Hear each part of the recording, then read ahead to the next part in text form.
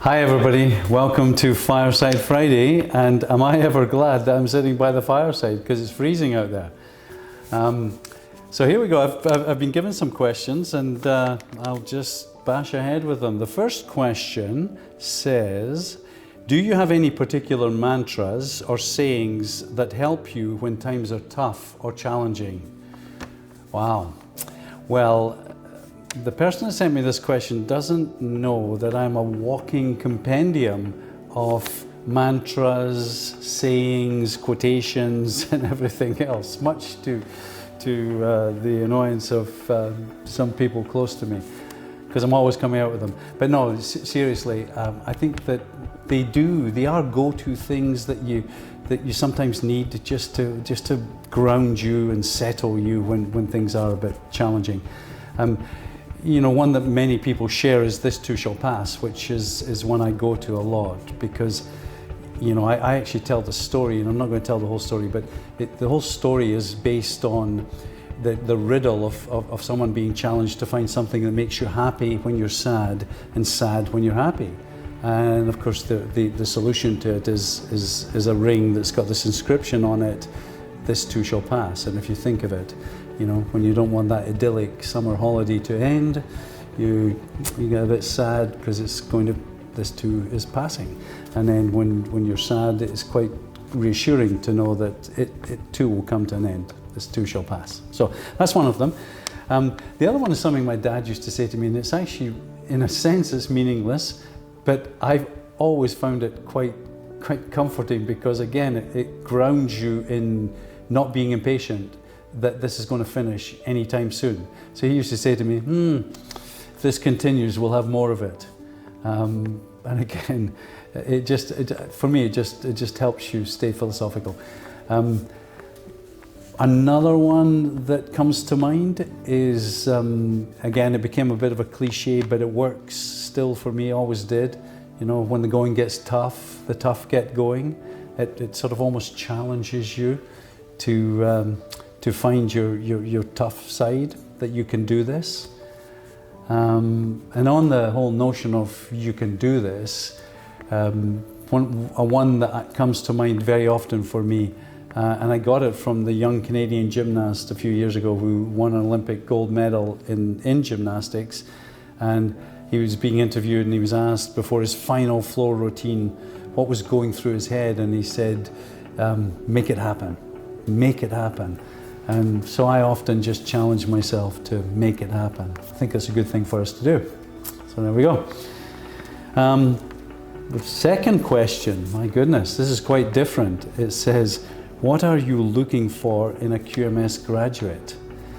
And I've been asked some variation of that question over the years, and I always come back to the humanity side of things, and I always say, we're looking to graduate first-class human beings, great human beings. Why is that? Well, because all else will unfold from there. If they're great human beings, they'll be great friends, they'll be great partners, they'll be great colleagues, they'll be great leaders perhaps, they'll be great parents. So all the things in life that will give them fulfillment will come from trying to be a great human being. And then of course that goal opens up the whole curriculum that's necessary to produce great human beings. So I know it might sound a bit trite, but that's how I see our aspirations in our graduates. And yeah, the last one is a little bit more lighthearted. How about some more favourite moments of the last week? Well, there've been a few, but one of the first ones that springs to mind is Mr. Monroe telling me about our young German gap student who was tasked with looking after one of our young boarders who's just coming back to school and having to quarantine, and he's quarantining in a hotel down in Cowichan Bay. And so the young German gap student is down there to look after him, to chaperone him. And he's in a suite with a kitchen, the young gap student is. And of course the idea was that he was going to cook some meals for the young boarder. Now, unfortunately, the piece that was missing is that the young German gap student has never cooked in his life. So he didn't really know much, and so there was quite an amusing event or two happened. One of them where he was relaying to Mr. Monroe that he didn't know why the student didn't like the noodles until the student pointed out that he really should have put some water in the noodles as he was cooking them. So, true story. If you get Andrew Monroe to tell you that story, he tells it in a lot funnier way than I've just told it. But anyway, I thought it was amusing. The other thing that sort of amused me was going into the grade 6 class on Tuesday. It was the day after Robert Burns Day, but I was away all day on Robert Burns Day.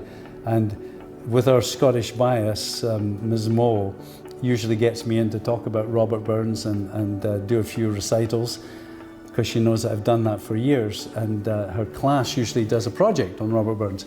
So I went in there and I talked about him and asked them a few questions, and then of course I gave them the Tua Haggis recital, and just watching their little faces as I come out with this "Fair fa your honest sonsy face, great chieftain o' the puddin' race, abin them all you take your place, pinch, tripe or therm," in that sort of guttural Scottish way.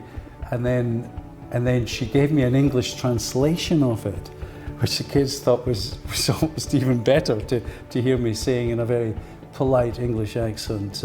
"Here's to you with your plump round face, great chieftain of the pudding race.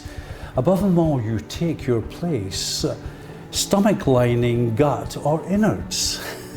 And I thought, that's perfect, and it sums it all up. Anyway, it's good to have a laugh, and it's particularly good to have a laugh with the young people. And I hope you have a few laughs this weekend and you have a great weekend. Thanks, everybody.